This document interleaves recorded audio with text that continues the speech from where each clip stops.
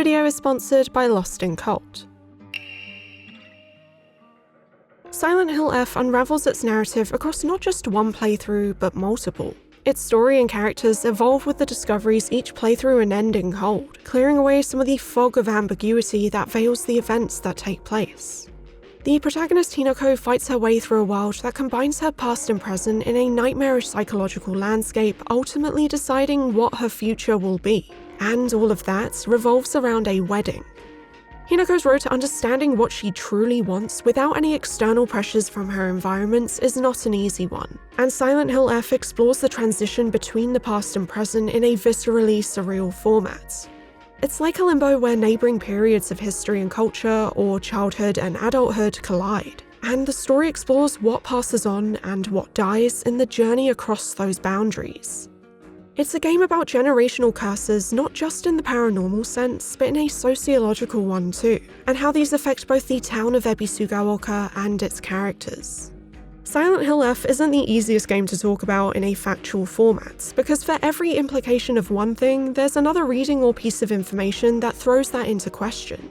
Not to mention there's a level of unreliability when it comes to what we see and hear. After all, we're exploring Hinako's perspective of events in an otherworld manipulated by external forces and powerful emotions, warping its reality and people. So any retelling of events that I mention in this video is my own interpretation, and it doesn't invalidate anyone else's reading either. Speaking of games with surreal character explorations, it's probably no shock to anybody that I'm quite the fan of the indie horror title Mouthwashing. And together with my love for development history and art books, the Mouthwashing Design Works book is frankly one of the best premium collector's items I could hope for. In partnership with Wrong Organ and Critical Reflex, today's sponsor Lost in Cult, known for their high-end deep dive books on series such as Alan Wake and Outer Wilds, are giving Mouthwashing the same treatment to tell the development story of this contemporary horror classic. Across its approximately 200 pages, development insights spanning aspects like art, narrative, and audio design are unearthed through interviews with Wrong Organ's founders, delving into its myriad of influences as well as the secrets behind the cast who are stranded in the empty reaches of space aboard a grimy freighter.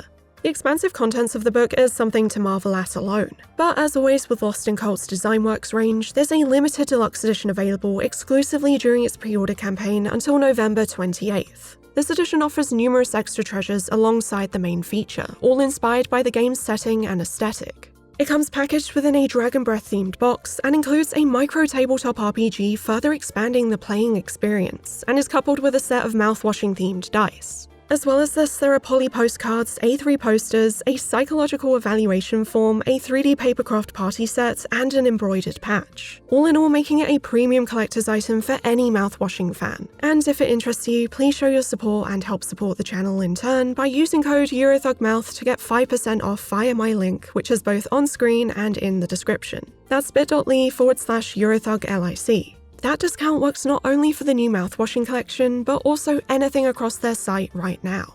A big thank you to Lost in Cult for sponsoring this video.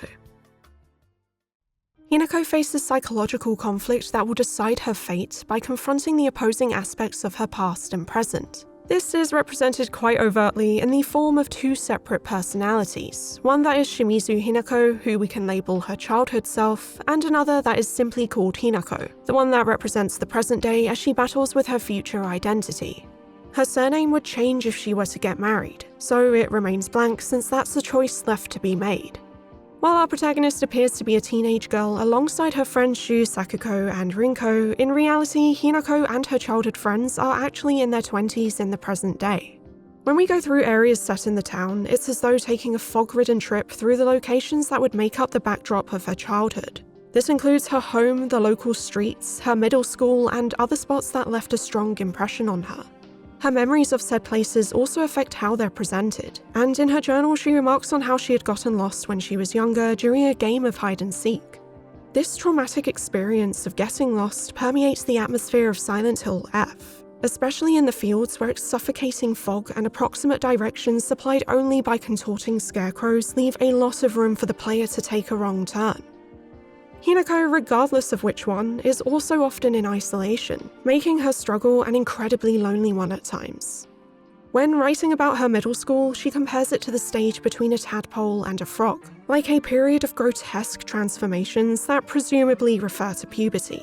Before this point, Hinako enjoyed playing with other children regardless of gender. However, she was ostracized by other girls her age when they discovered she would hang out with boys too. She didn't understand why kids would separate themselves simply based on gender and just wanted to be part of both groups. She was also encouraged by her parents to behave as a young girl was expected to in Showa-era society.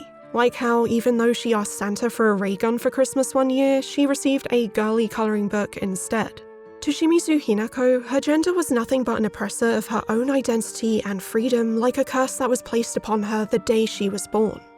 During middle school, Hinako noticed that the dynamic between boys and girls her age had begun to shift. There were new rules on what interactions between the two should look like, and the friendship between Shu and Hinako would be perceived completely differently by society, with their adulthood drawing closer.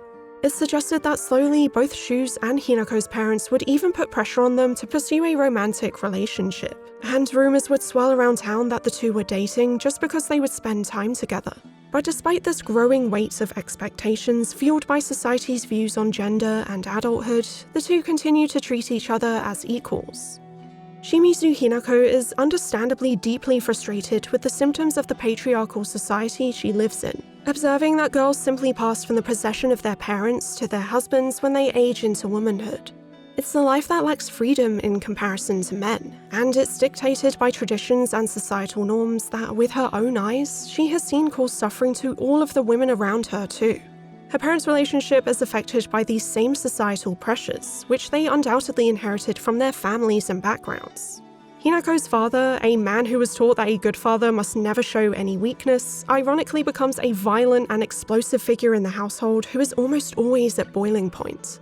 He failed to fulfill the traditional role of men providing for their families financially, putting them all into debt when he was swindled of his money by a business partner who betrayed him.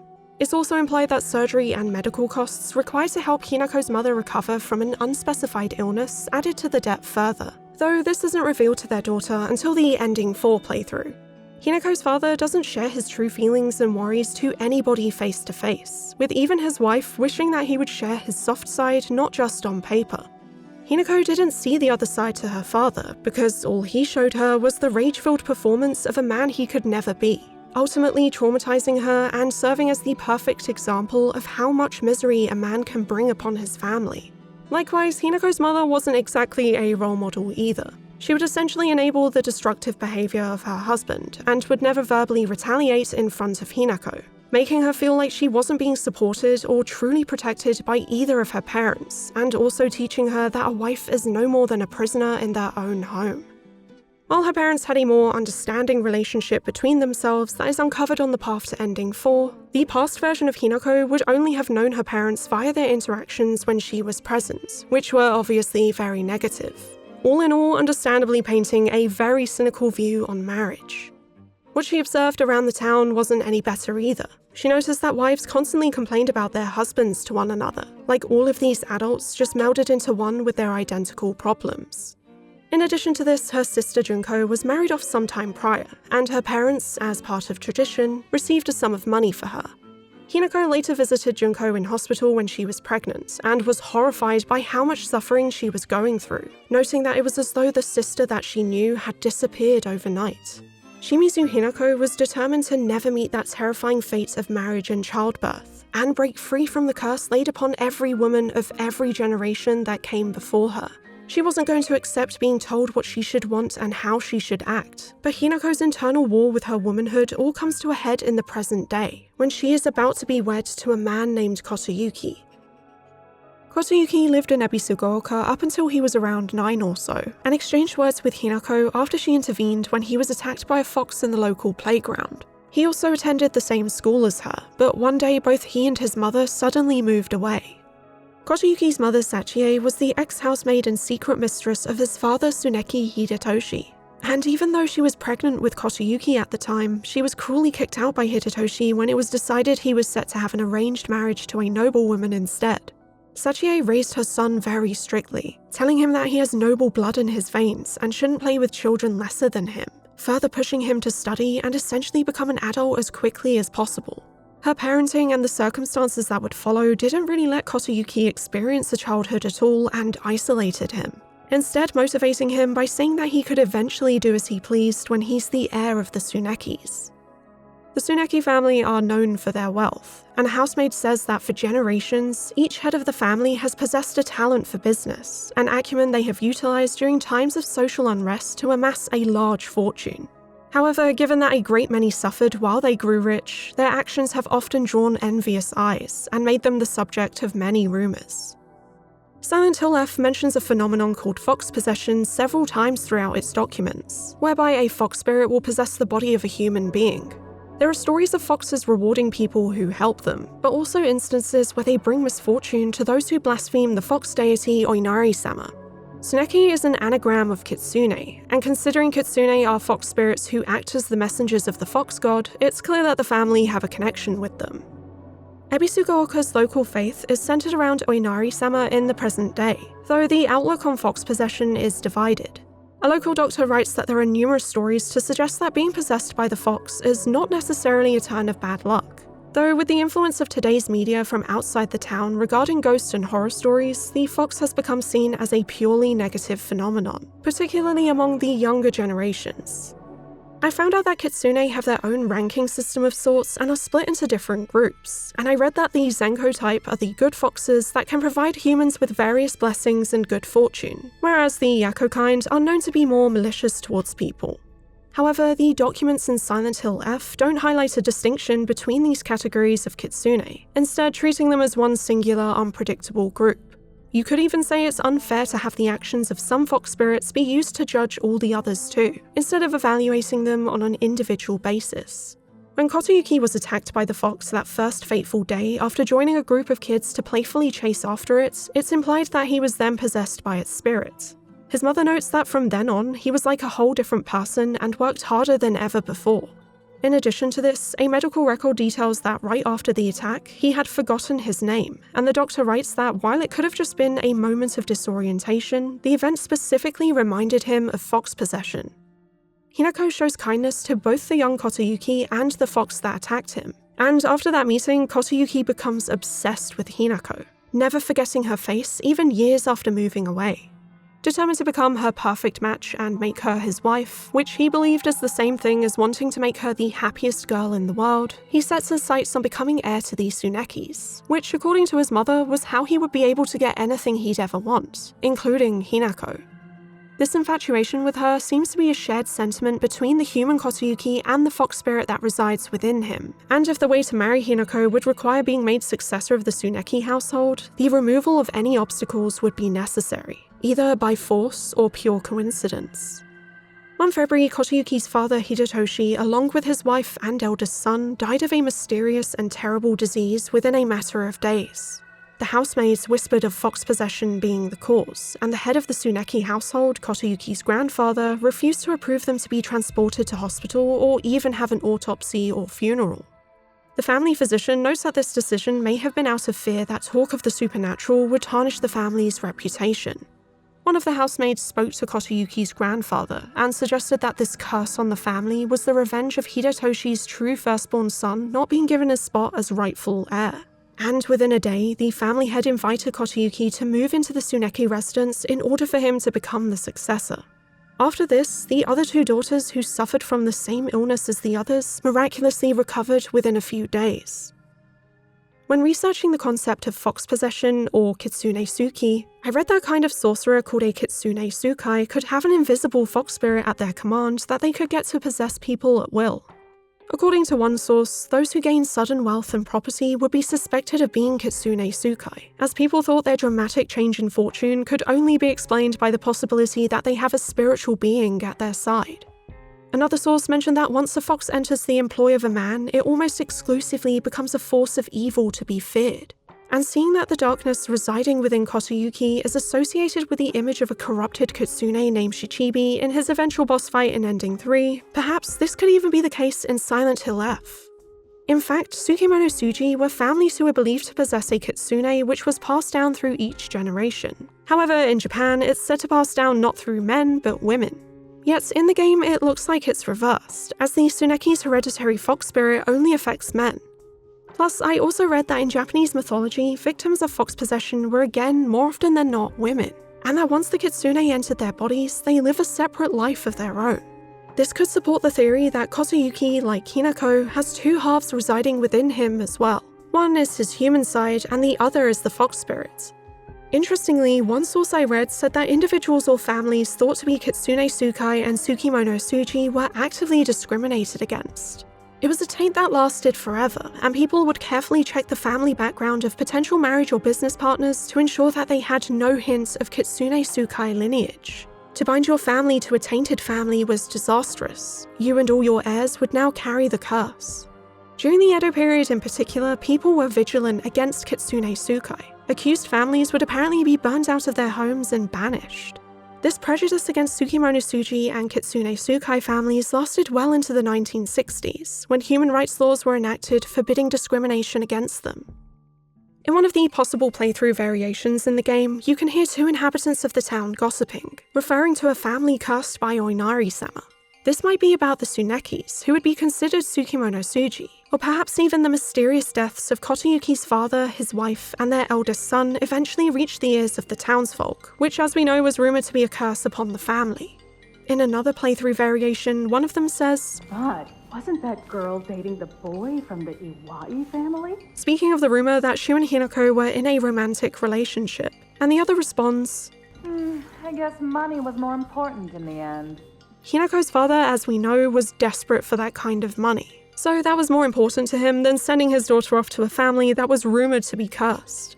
Then again, if his view on money was that it fixes everything, perhaps a part of him also believed that Hinako would be able to live the rest of her life comfortably with a rich husband by her side. Though this is still a presumption made on her behalf instead of actually listening to what she wants, which he is finally shown to acknowledge in the ending 4 playthrough. When Kotoyuki sent that sudden proposal to the residents one day, it shocked everybody, including Hinako, from the looks of it. From what I understand, Hinako wasn't in correspondence with him before that, and only got to know him through the letters they sent to one another in the time leading up to the wedding, which, considering arranged marriages were very popular back then, it wouldn't have been all that unusual. It's also worth noting that from the start to the end of the Showa era, marriages were slowly transitioning from a means of continuation and business for the families involved to being based off of love between the couple. And both of those sides are a part of Hinako and Kotoyuki's relationship too.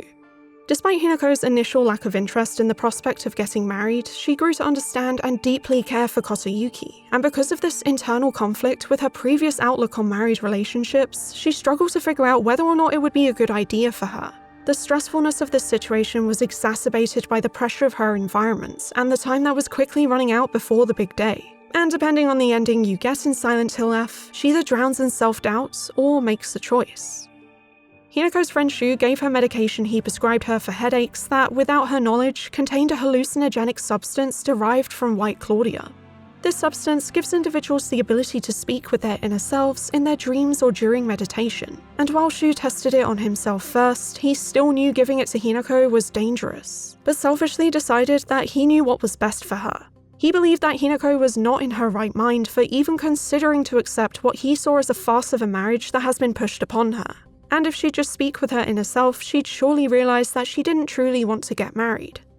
As a result, in the lead up to the wedding, Hinako is split into two opposite sides that are eventually able to interact with one another as shown in the Shimizu residence level of each playthrough. Depending on what ending route you're on, the scene and its dialogue will change in addition to the remaining puzzles and solutions, with the riddles involved giving various hints as to the meaning behind each ending. In Ending 1, which is the default route for a first playthrough, or brought about by using the red capsules given to her by Shu, which double as a restorative item, the two sides of Hinako have not come to a resolution. The past version, and in part the present Hinako too, refuses to confront the decision she must make, instead succumbing to fear and wanting nothing more than to run away. Consumed by madness that's worsened by the hallucinogenic effects of all the capsules she desperately took to numb herself, she runs through a series of looping areas of the shrine and her hometown, being attacked by monstrous enemies in a manic sequence. In reality, Hinako isn't killing otherworldly monsters here, but instead massacred those who were present at the wedding. The last scene we see is a snippet of the crime scene as various police departments confirm that she's still consuming those pills as she continues her destructive frenzy. In Ending 2, Hinako despises her past version, seeing her as an obstacle to getting a chance to be reborn. This marriage would mean a new life for her, no longer stuck in the Shimizu household and previous world that her hatred of, while valid, has been exaggerated in a bid to convince her to leave and be wed to Kotoyuki. In this ending, Kotoyuki seals away the past Hinako, leaving the present-day obedient Hinako in control. And so the two get married after convincing even Shu that this was what she has decided once and for all. The post-credit scene shows both Kotoyuki and Hinako outside the shrine. He tells her to go indoors, and after she does, we see Hinako's face carved off like a mask, abandoned at the bottom of the steps and crying for help before being crushed beneath Kotoyuki's foot. He lacked a childhood due to his upbringing and wouldn't see the value in Hinako's past self. He would only see it as something to shed and leave behind. This is despite the fact that the Hinako of the past is the one he would have supposedly become enamored by in the first place. In some ways, he's not that much different from his father, who coldly abandoned Kotoyuki's mother when a more suitable match for his status and position appeared.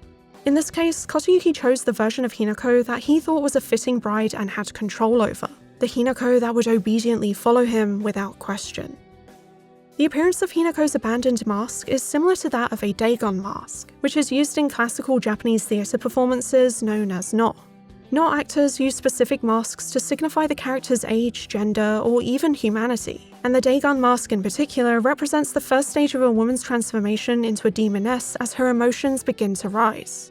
The gold-painted eyes and tooth tips on the masks indicate that the women have already begun the transformation from human to a vengeful or disembodied spirit. No is often known for having plays that involve supernatural beings like ghosts and deities, as well as involving human characters that transform into them. In Japanese folklore, it's even said that a woman sprouts a pair of horns when she marries. So the use of a mask signifying the beginning of the transformation of a young woman into a demon is a very interesting parallel to Shimizu Hinako. This past self is seen as nothing more than a nuisance to those who want the marriage to go ahead, so destroying it before allowing it to reach its final form is like eradicating a threat as early as possible. Also, individual non-masks can change expressions by tilting the head in a certain angle, allowing one mask to portray different emotions. Similar to how in the case of Hinako, one body can hold opposing personalities. Depending on what your perspective of the mask is, your reception to it can change drastically. No is referenced in a couple other places in Silent Hill F too. In one of the Otherworld sections, Hinako remarks on how it resembles a stage, and one of the old gods of Ebisugaoka named Tsukomogami quite literally dons several masks that change throughout its boss fights. On this subject, I'd also like to mention that the makeup that Hinako's mask wears was also an actual style called hikimayu, which was a tradition involving women shaving their eyebrows and painting new ones higher up on their forehead with black powder.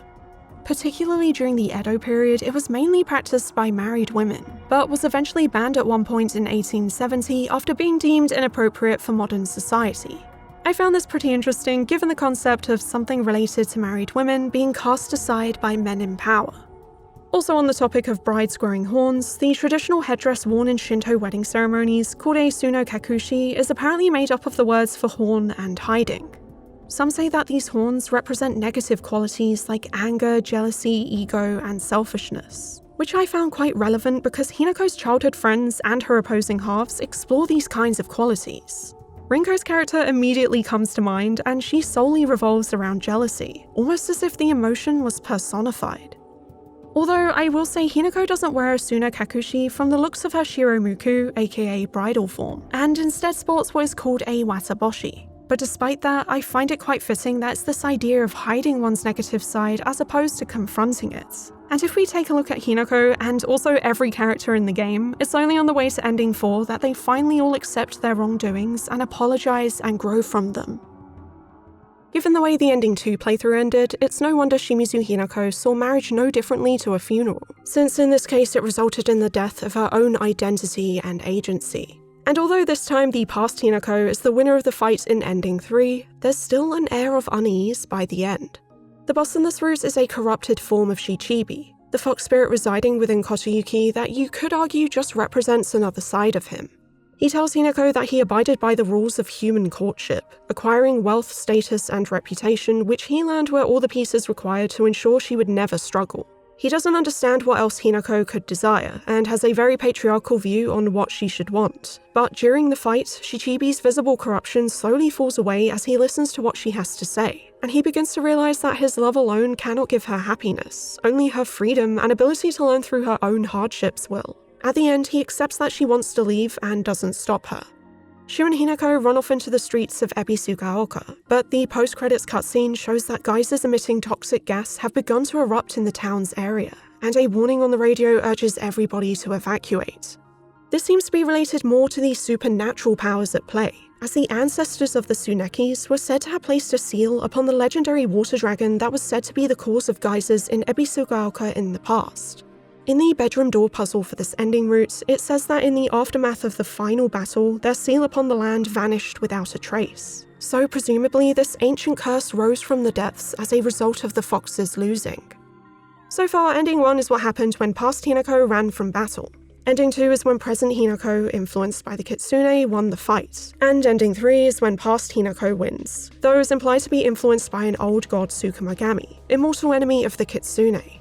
But ending 4 showcases the result of both Hinako's winning against the otherworldly forces at play, both in a supernatural and societal sense, though the two can be interchangeable. I do personally think that the gods exist, but going into that is a whole video in itself. In any case, this is about Hinako's fate not being decided by any other power whatsoever other than her two selves. This time, the Tsuneki enemy isn't Shichibi but Kyubi, a nine-tailed fox deity, and Tsukumagami doesn't have Shu trapped within its chest, but Hinako's childhood doll instead. Kotoyuki even sees the two Hinakos being controlled by these forces, and breaks them apart to help her, but he ends up being thrown to the floor and Kyubi speaks through him. He says, "Once in a blue moon, humankind produces an extraordinary girl who is blessed with divine power.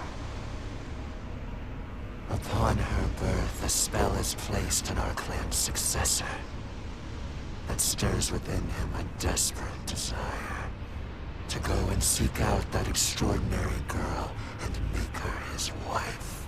This spell that was placed upon Kotoyuki is a love spell, and in one of the game's documents it said that powerful romantic spells that have been successfully cast are often accompanied by the scent of sandalwood. The letters Hinako receives from Kotoyuki are described to smell like sandalwood, and I wondered if it affected not just Kotoyuki but Hinako too. In this ending, it only confirms Kotoyuki had been susceptible to this magic, though Hinako's behaviour during the ritual and shrine segments shows her speaking and acting as though in a trance of sorts, and not fully in control of herself. But I think this may just be the powerful influence of the foxes in their own domain. Regardless, Kotoyuki also has a generational curse pushed upon him by his family being the eldest born son of Hidetoshi. And he was isolated and taught that so long as he did what the fox gods and his family wanted, he would be rewarded with freedom eventually. He had to sacrifice his childhood to be heir, though that wasn't exactly a choice either. But he still spent every day of his life since meeting Hinako to be a good match. He knew that his mother would not approve of his friendship with her as a child, and so didn't mention her name beforehand, but instead worked hard to be able to ask her hand in marriage, and by that time, nobody could deny his wish if he was heir. To Kotoyuki, Hinako would be a symbol of his freedom. However, he didn't stop to consider if Hinako herself would deny his wish, and just assumed she would accept if he tried hard enough. Though by listening to her in ending 3 and 4, he realizes what she desires, and is happy to give her the time and space she needs, even if she ends up deciding she wants nothing to do with him.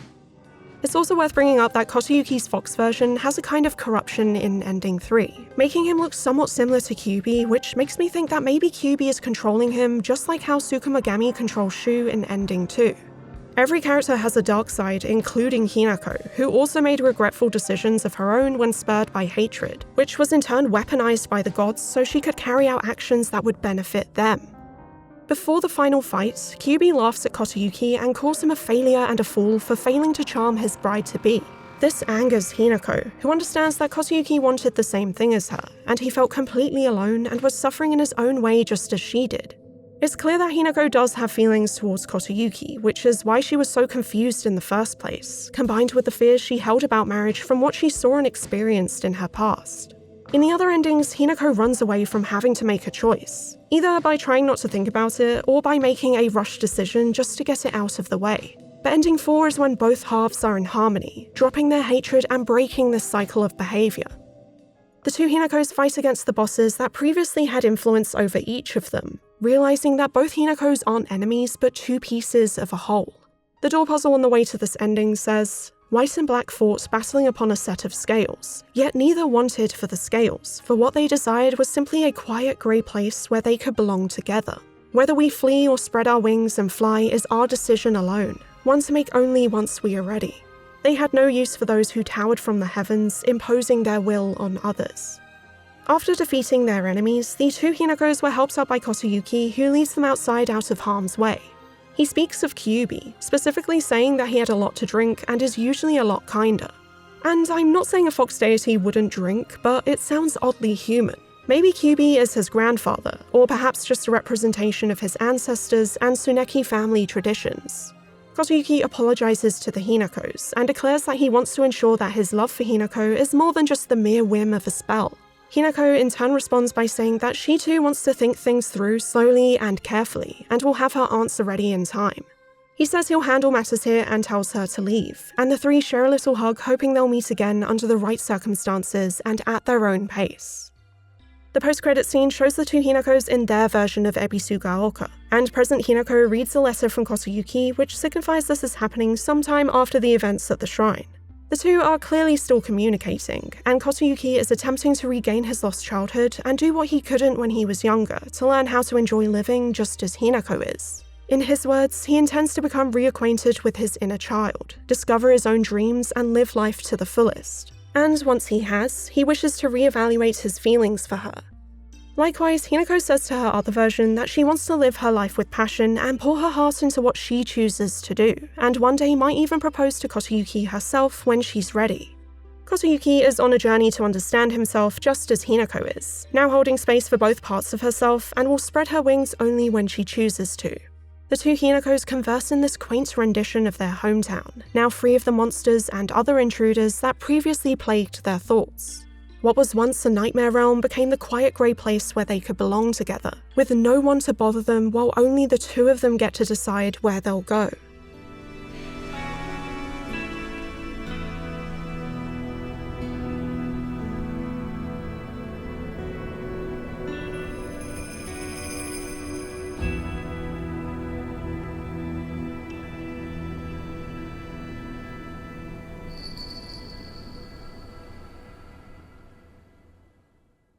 Silent Hill F is a game where characters confront the curses they've inherited from their families and environments, whether that's insecurities and doubt born from the pressures of gender roles in society, or even fox spirits possessing people. It's difficult to escape these in childhood, but when the transition to adulthood presents you with a choice of what to carry with you, it's your time to decide what is and what isn't a curse upon you. And that decision isn't one you need to rush, nor should it be one that external forces get to influence. Silent Hill F is about drowning out that noise, and hopefully finding happiness and peace both in the result and the journey. I hope you enjoyed this video, and thank you for watching. I had way too many notes and ideas on the game, so it was difficult trying to find an angle for a video, so I apologise if it's a little rambly at times, fitting some things in. I obviously didn't get to analyse everything, and to be honest, the word count in my other script iterations were getting way too overwhelming, so it ended up just being what would have been just one section of the whole thing. Still, I hope my interpretation of the story and characters was at least entertaining. Before I end this, I want to let you all know that I also stream on Twitch about twice a week, and any updates with the schedule get posted in my Discord server. Plus, if you miss any streams, I also have a VOD channel now on YouTube, so you can subscribe to that if you like too. Thanks again for watching, and a huge thank you to my patrons for making all of this possible. I'll see you in the next one.